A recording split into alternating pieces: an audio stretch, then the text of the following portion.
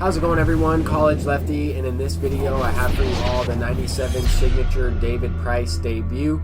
I wanted to play a friendly game because I've hopped into a couple games of ranked seasons already, and I have not had a chance to get this pitcher selected on my team, so I will be going up against a longtime supporter of the channel in game. And David Price's stats definitely look really good. He has solid control. I'm excited to try him out. And Game and I actually got him on the first try. So we're going to be going up against Bob Gibson.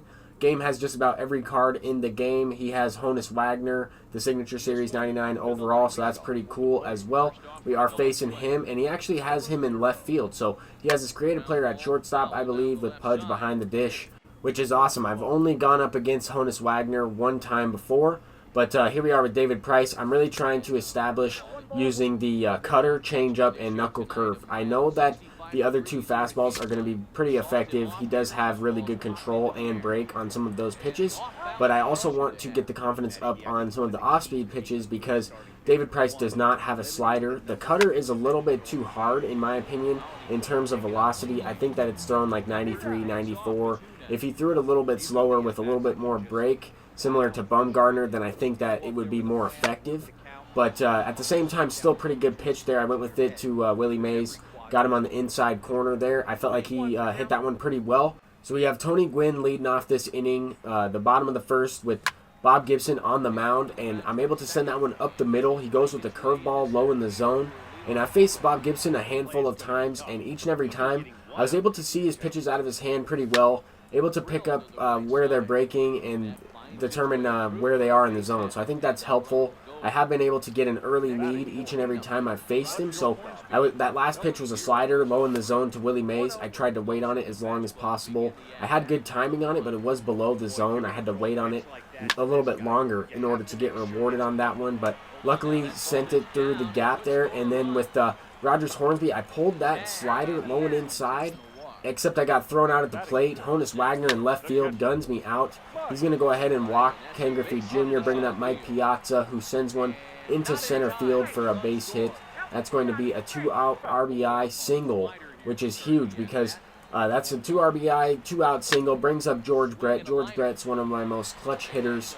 I didn't feel like I got that one. I got rewarded. I feel more because of the contact boost with runners in scoring position. I was off on that one, and it did get over the third baseman's head.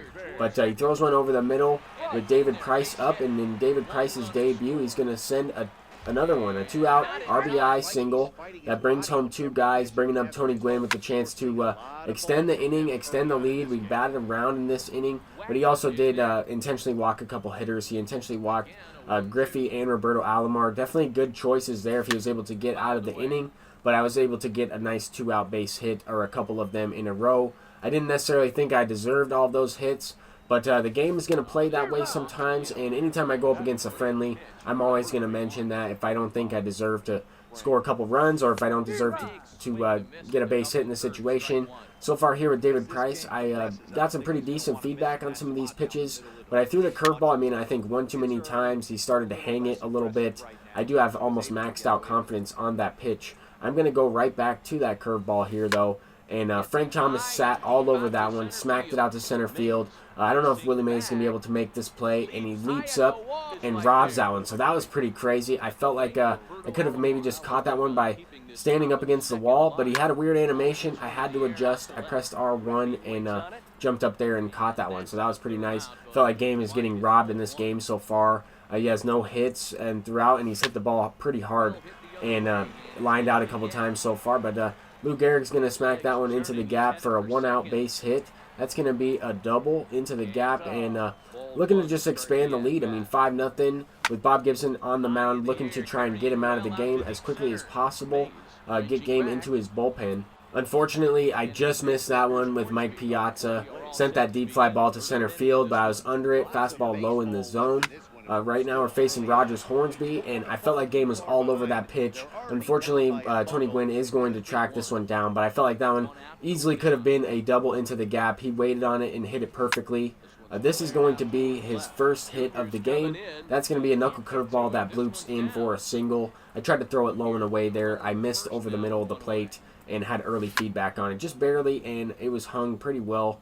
and at least wasn't sent out for a home run. I'll take the single. We have a guy on first with 1 out in the top of the 3rd inning. Josh Donaldson pinch hitting for Bob Gibson, and I got lucky with that one. I threw a cutter over the inside part of the plate. It hung over the middle, and I got lucky that he got under it. Maybe have dropped his PCI on that one. But that's going to bring up the top of the lineup, Honus Wagner, and he's going to send that one to right field. I feel like I jammed him up a little bit with that 2-seam fastball up and in, but the thing about that pitch is if I miss over the middle of the plate, he can easily smack it out, pull it for a no-doubt home run. And I know that Game's a really good hitter, and so far throughout this one, I have gotten away with a couple pitches that I left over the middle of the plate. We're facing Ken Griffey Jr., and that's exactly what I was just talking about. A changeup that I missed with early feedback. I was trying to throw that one low and away, and I missed it with early and still hit the hoop, but nonetheless it is going to be hung in the zone up over the middle of the plate. Luckily he didn't send it out for a home run, but Willie Mays is taking the cutter over the middle and smashing that one into the gap.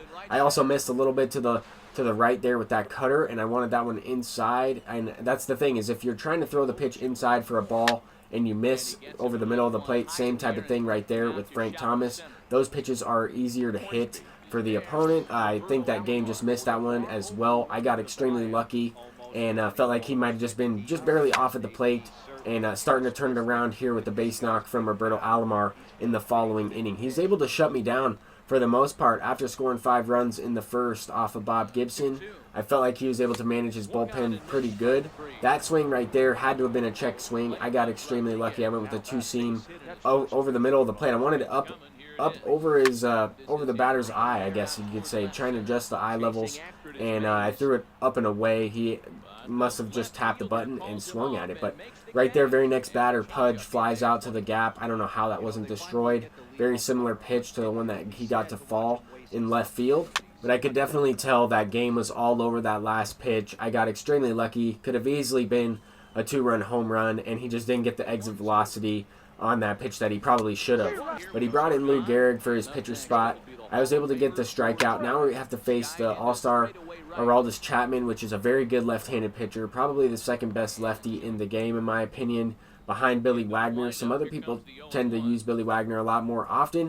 I know that Game also has him, but he went with Aroldis Chapman, someone who I actually struggle facing a little bit more than Billy Wagner, I would say, especially if he's able to throw well with him, and so far he has. But David Price is also pitching really well throughout this game. I have been able to get his confidence up on the majority of his pitches. The pitches that have been hit the hardest so far have been the cutter. I mean, the knuckle curve has kept him honest, throwing it in the 75-mile-per-hour range to the 79-mile-per-hour range. I think that's awesome to go along with this changeup at 81, 82.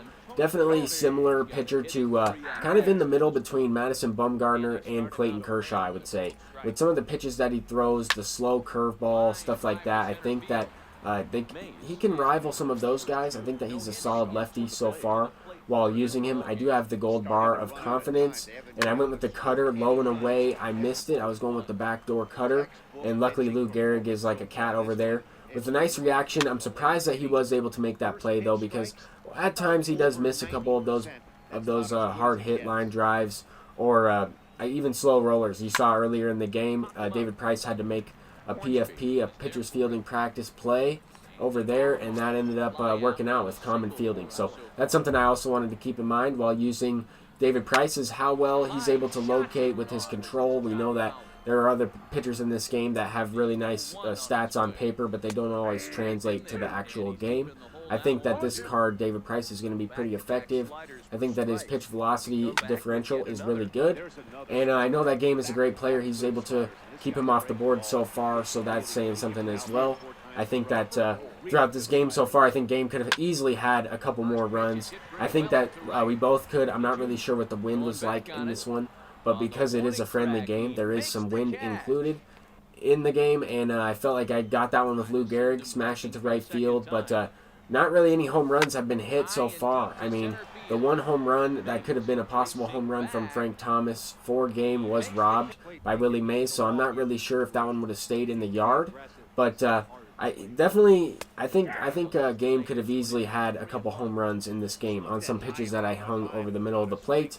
But we do have Pudge Rodriguez up, another one that was over the middle, a knuckle curveball that I felt like I threw it pretty well But maybe I was just using it a little bit too much in this game. But I had to go with the off speed. I have to keep the hitter off balance up at the plate regardless of who it is. I tried to throw a two-seamer on the outside corner there with David Price facing Ty Cobb. This is his pinch hitter, and he smashed that one into the gap. So 98 speed on second. I was able to get out of that inning, which is nice. But we're following up this inning with Mike Piazza. Finally able to send out a home run. I don't even feel like I deserved that home run. I was off of it. It was good, okay. Feedback. The PCI was underneath the ball, and I didn't really get the highest exit velocity, but Mike Piazza was able to send it out. It was kind of a towering home run.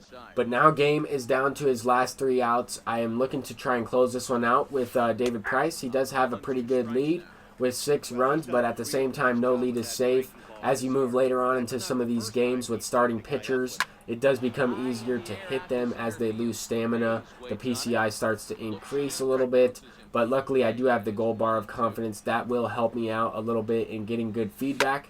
However, I threw a cutter over the middle. I was trying to go for another backdoor cutter. I have been able to locate that one throughout this game, but Willie Mays is going to hit an infield single there. Now we're facing this created player, and I missed location there once again. I'm sure if you're really good with the analog meter with certain guys, I think that this David Price will be very effective for you because he does have really good control. I was also missing with the feedback because I'm not the best pitcher in this game, and that's just going to happen with whoever I use. But at the same time, I try to get you guys the best quality gameplay for this David Price debut. He does get the complete game shutout.